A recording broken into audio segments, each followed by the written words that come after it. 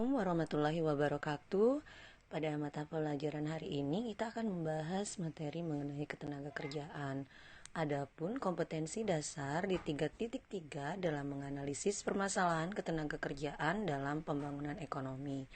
Nah, di 4.3 menyajikan hasil analisis masalah ketenagakerjaan dalam pembangunan ekonomi dan cara mengatasinya. Pada materi pengangguran yang akan kita bahas adalah pengertian pengangguran, sebab-sebab terjadinya pengangguran, dan jenis-jenis pengangguran. Pengertian pengangguran. Pengangguran adalah orang-orang dalam angkatan kerja yang saat itu tidak bekerja atau sedang mencari kerja, atau dengan sengaja tidak mencari pekerjaan karena merasa tidak mungkin mendapatkannya, atau mereka yang sebenarnya sudah mempunyai pekerjaan tetapi belum mulai bekerja. Kemudian pengangguran dikenal juga dengan istilah unemployment. Terjadi bila jumlah tenaga kerja yang ditawarkan lebih besar daripada jumlah tenaga kerja yang diminta. Sebab-sebab terjadinya pengangguran yang pertama, pertumbuhan penduduk yang cepat. Ketidakberhasilan sektor industri, angkatan kerja tidak dapat memenuhi kualifikasi persyaratan yang diminta oleh dunia kerja. Ketidakstabilan perekonomian, politik, dan keamanan negara. Perkembangan teknologi yang tidak diimbangi dengan keterampilan dan pendidikan para pencari kerja. Tidak ada kecocokan upah dan tidak memiliki kemampuan berwirausaha. Jenis pengangguran yang pertama adalah pengangguran terbuka. Pengangguran terbuka adalah pengangguran yang tidak memiliki pekerjaan. Bisa jadi karena belum mendapat pekerjaan atau memang tidak mau bekerja. Pengangguran terbuka disebabkan oleh lapangan kerja yang tidak tersedia atau tidak adanya kecocokan antara lowongan kerja dan latar belakang pendidikan. Selanjutnya adalah pengangguran terselubung. Pengangguran terselubung adalah pengangguran yang terjadi karena tenaga kerja yang tidak bekerja secara optimal atau produktivitasnya rendah. Kondisi ini bisa disebabkan karena ketidakserasian atau ketidaksesuaian latar belakang pendidikan atau pekerjaan tidak sesuai dengan bakat dan kemampuan pekerja. Setengah menganggur.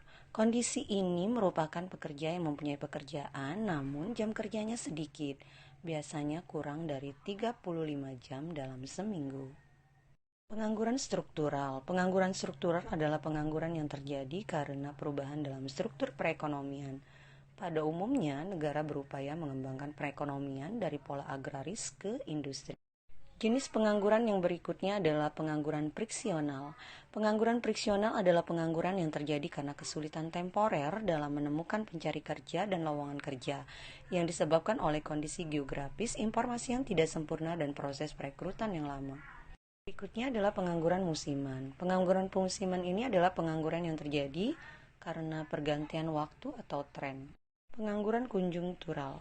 Pengangguran konjungtural adalah pengangguran yang terkena dampak perubahan dalam perekonomian.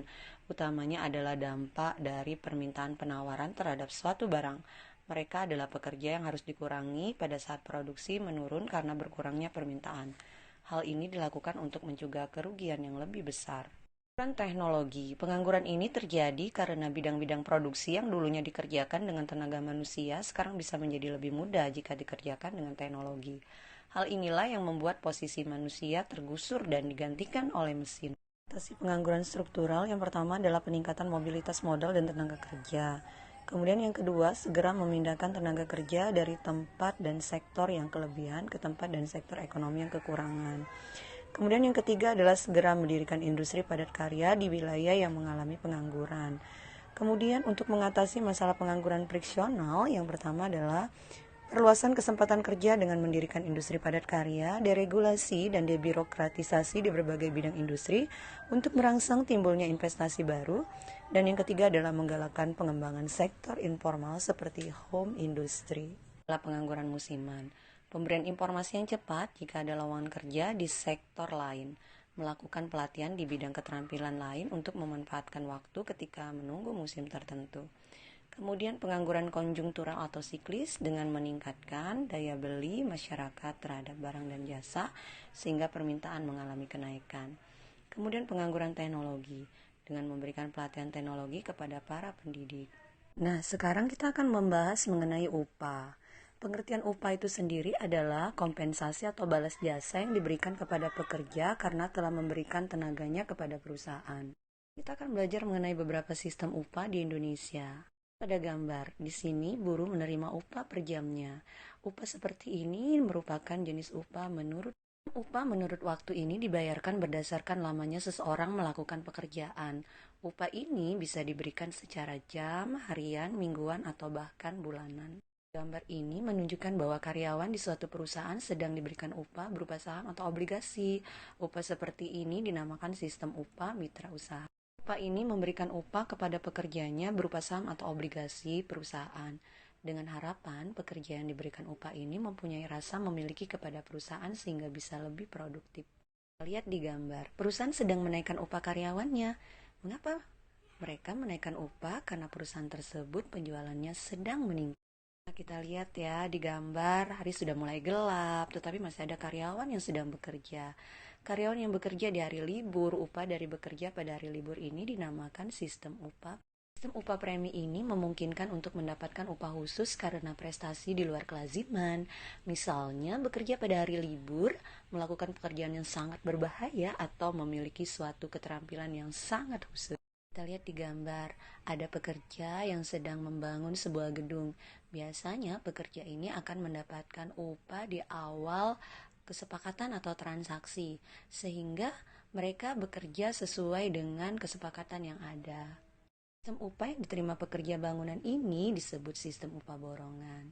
Jadi kesepakatan upah sudah ditentukan dari awal sampai berakhirnya pekerjaan. Tapi pemerintah juga memiliki kewajiban menetapkan berapa besarnya upah minimum yang harus diterima pekerja agar pekerja bisa hidup dengan layak.